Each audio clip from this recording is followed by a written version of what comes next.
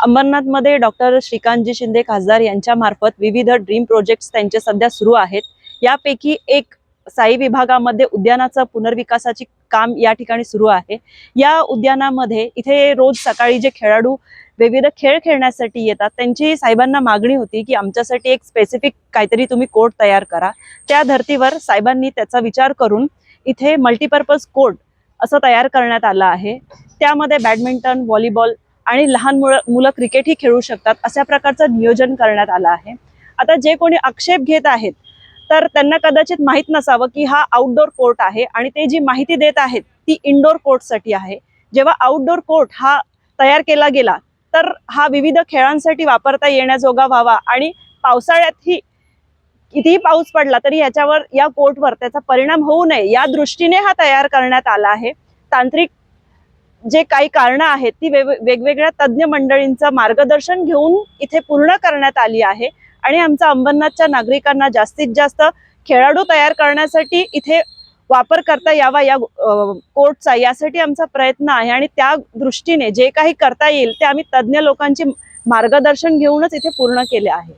तर जे कोणी आक्षेप लावतायत ते खासदार साहेबांचं जो सध्या ड्रीम प्रोजेक्टचं काम चालू आहे त्याला गालबोट लावण्याचा इथे एक प्रयत्न केला जातो आहे। पण मला नाही वाटत आम्ही असं काही होऊन देऊ, कारण हे तज्ञ लोकांच्या मार्गदर्शनाखाली या गार्डनची निर्मिती पुनर्विकास होत आहे आणि हा प्रकल्प लवकरच पूर्ण होऊन नागरिकांच्या सोयीसाठी उपलब्ध करून देण्यात येईल। मी निलेश प्रभुळकर, मी कांसई साई विभागामध्ये राहणारा।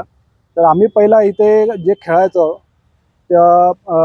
तेव्हा इथं असं काहीच नव्हतं की जिकडे आम्हाला बोलतात ना की पावसामध्ये किंवा उन्हामध्ये खेळावं लागायचं।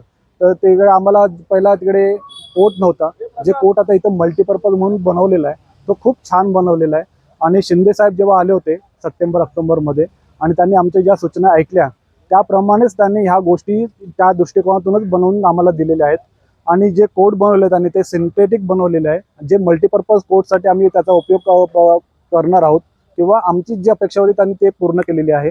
प्लस हा कोर्ट जो आहे सिंथेटिक प्रमाणेच आम्हाला बाकीचं वॉकिंग पण जे बनवलेलं आहे ट्रॅक तो पण सिंथेटिक आहे आणि त्याच्यामुळे आम्हाला काहीच इंजुरी होणार नाही।